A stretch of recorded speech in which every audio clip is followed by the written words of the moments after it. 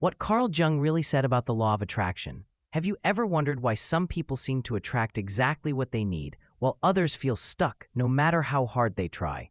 Today, the law of attraction is often presented as a tool to manifest wealth, love, and success through positive thinking and visualization. But one of the most respected minds in modern psychology, Carl Jung, offered a much deeper explanation. Jung never used the phrase law of attraction, but his theories of the unconscious, synchronicity, and individuation reveal something profound: that our outer world is not random, it reflects our inner state.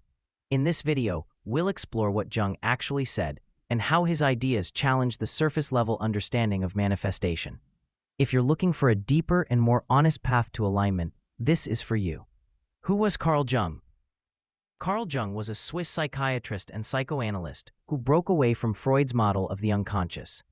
Rather than viewing the unconscious as merely a container for repressed desires, Jung believed it held archetypes, symbols, and deep wisdom, much of which influences our everyday life without us realizing it. He introduced concepts like the collective unconscious, the shadow, and synchronicity, terms that now appear everywhere from therapy to spirituality. Jung wasn't interested in quick fixes. He focused on the lifelong process of becoming whole, a journey he called individuation. And this journey, he believed, begins by facing your inner world until you make the unconscious conscious. One of Jung's most quoted lines is, "Until you make the unconscious conscious, it will direct your life and you will call it fate." This is the psychological foundation of manifestation. If your unconscious is filled with fear, self-doubt, or limiting beliefs, then even if you consciously say, "I want abundance," your deeper programming may be rejecting it or even sabotaging it. This is why affirmations sometimes feel like lies, because the unconscious is not in agreement. Jung's message was clear: without inner awareness, you're not manifesting, you're reacting. Synchronicity, Jung's version of alignment. Jung introduced the idea of synchronicity, which he defined as meaningful coincidences, events that are not causally connected, but deeply related by meaning. For example, thinking about a person and then suddenly receiving a message from them, or reading something that answers a question you've silently carried. Jung believed these moments were signals from the deeper layers of consciousness, signs that your inner and outer worlds are speaking the same language. Unlike the pop spirituality version of the law of attraction, synchronicity isn't about forcing reality to bend to your will. It's about aligning yourself with what is true for you and letting life respond. The shadow, the hidden block. Another key idea from Jung is the shadow, the parts of ourselves we suppress, reject, or deny. These could be our anger, insecurity, envy, or even our power and creativity. According to Jung, these parts don't disappear. They go underground, shaping our beliefs, relationships, and choices without us knowing. And they often block us from receiving what we consciously want. You may be trying to manifest love, but deep down, you carry a belief that you're not worthy. That contradiction creates resistance. The shadow must be acknowledged, not eliminated, but integrated. This is the hard truth that most law of attraction teachings skip over. Inner conflict leads to outer confusion. Reprogramming your inner story. Jung spoke often about the personal myth, the unconscious story you tell yourself about who you are and how the world works. If your story is, "I never get what I want," or "people like me always struggle," then your life will mirror that, regardless of what your conscious goals are. To manifest differently, you must rewrite that story. But rewriting it isn't just about repeating positive words. It's about truly understanding where your old beliefs came from and choosing something new with full awareness. This is where transformation begins, not by escaping your reality, but by rewriting your relationship to it. Conscious creation versus ego control. Jung believed that trying to control life from the ego leads to suffering. The ego wants certainty, results, and validation. But the deeper self, your true center, is not concerned with control. It seeks wholeness, truth, and alignment. When you live from the self, your desires are clearer, more authentic. You're not chasing, you're creating. You're not reacting, you're responding. This is real attraction, not manipulation of the external world, but a natural result of your inner state. Jung would likely say, stop trying to manifest outcomes and start becoming the version of yourself who naturally experiences them. So, what do Carl Jung say about the law of attraction? He didn't promise instant results or external rewards. He taught that the world outside of you is a mirror, and until you know what you're projecting, that mirror will confuse you.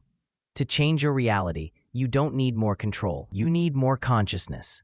Manifestation isn't magic. It's a consequence of alignment. And alignment begins with self-awareness, shadow work, and honest intention.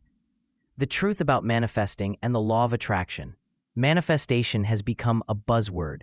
We're told that if we think positively, make a vision board, or say our affirmations daily, the universe will reward us. But for many people, it doesn't work like that. They try everything, affirmations, journaling, scripting, and still feel stuck. So what's going wrong? In this video, we'll take a grounded look at the law of attraction, what it really means, why it often fails, and how to make it work from a deeper place, one that aligns both your psychology and your energy. What is the law of attraction, really? At its core, the law of attraction is based on the idea that like attracts like, that what you focus on, you draw into your life. Sounds simple, but reality is more layered. Your conscious thoughts are only part of the picture. What really shapes your reality is the energy you consistently emit, and that energy comes not only from your thoughts, but from your emotions, beliefs, habits, and self-image. Manifestation is not about saying you're abundant. It's about actually feeling aligned with abundance. The role of emotion and identity. Emotions act as a signal to the universe. When you feel grateful, open, excited, or peaceful, you're energetically available to receive. But if you're saying, I am wealthy, while feeling anxious, doubtful, or desperate, your emotional signal cancels out your words. This is why identity work is so powerful. If you identified as someone who is always broke or unlucky, you'll subconsciously act in ways that confirm that belief. The key is not just thinking new thoughts. It's becoming a new version of yourself. Manifestation is a mirror. The universe doesn't give you what you want. It gives you what you are, what you believe, expect, and embody. So ask yourself, am I asking for things from a place of lack, or am I already living in the energy of the outcome I want? When you try to manifest from a place of scarcity, like I need this or I won't be okay, you're reinforcing that you don't have it, and that signal keeps you stuck. Shifting from neediness to openness is one of the most important and challenging parts of real manifestation. Letting go of control. Another common block is attachment to how and when things will show up. The law of attraction isn't about micromanaging the universe.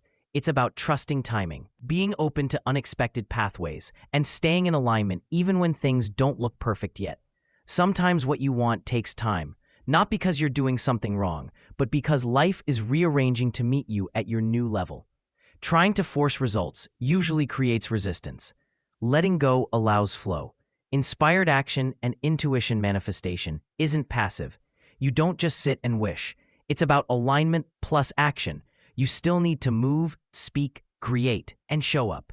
But when you're aligned, your actions are clearer, more effective, and often feel more effortless.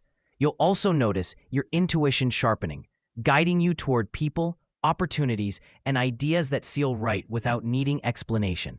That's the sweet spot, when life becomes co-creation, not a constant struggle. When it's not working, if you've been trying to manifest something and it's not happening, don't jump to blame or shame. Instead, ask deeper questions. Am I still holding on to fear, doubt, or unworthiness? Am I taking aligned action or just hoping? Do I truly believe it's possible for me? Sometimes what we want isn't aligned with our deeper path, and sometimes delays are there to help us grow stronger and clearer. Not getting what you want right now doesn't mean it's not coming. It just means there's more to align. Final thoughts. Manifestation isn't about perfection. It's about alignment. It's not about tricking the universe. It's about tuning into your truth, becoming someone who naturally attracts what they desire through clarity, emotion, and conscious action. When your inner world shifts, your outer world follows. So don't just focus on what you want. Focus on who you're becoming. That's where the real magic happens. If you want to go deeper into this kind of inner work, grounded in both psychology and spirituality, make sure to subscribe. The journey toward a more conscious life starts within.